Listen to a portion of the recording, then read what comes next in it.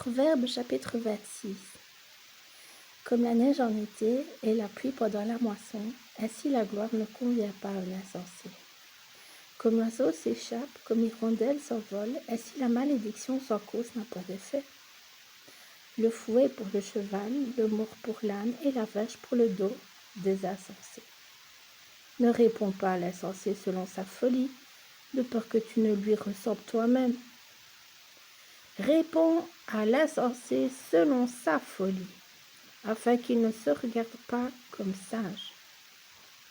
Il se coupe les pieds, il boit la justice, celui qui donne des messages à un insensé.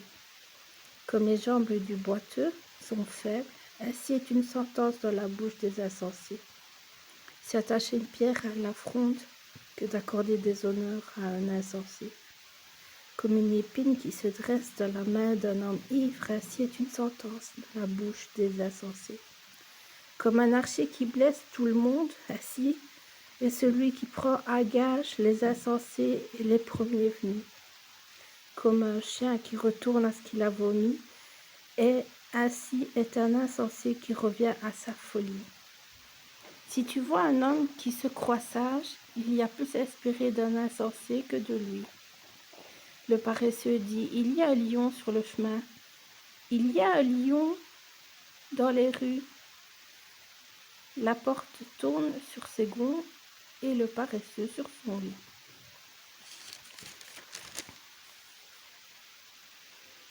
Le paresseux plonge sa main dans le plat, il trouve pénible de la ramener à sa bouche. Le paresseux se croit plus sage que 7 hommes qui répondent avec bon sens. Comme celui qui saisit un chien par les oreilles, ainsi est un passant qui s'irrite pour une querelle où il n'a que faire. Comme un furieux qui lance des flammes, des flèches et la mort. Ainsi est un homme qui trompe son prochain et qui dit « N'était-ce pas pour plaisanter ?» Faute de bois, le feu s'éteint, et quand il n'y a point de rapporteur, la querelle s'apaise. Le charbon produit un brasier et le bois du feu. Ainsi un homme querelleur réchauffe une dispute. Les paroles du rapporteur sont comme des friandises, elles descendent jusqu'au fond des entrailles. Comme des scories d'argent appliquées sur un vase de terre, ainsi sont des lèvres brûlantes et un cœur mauvais.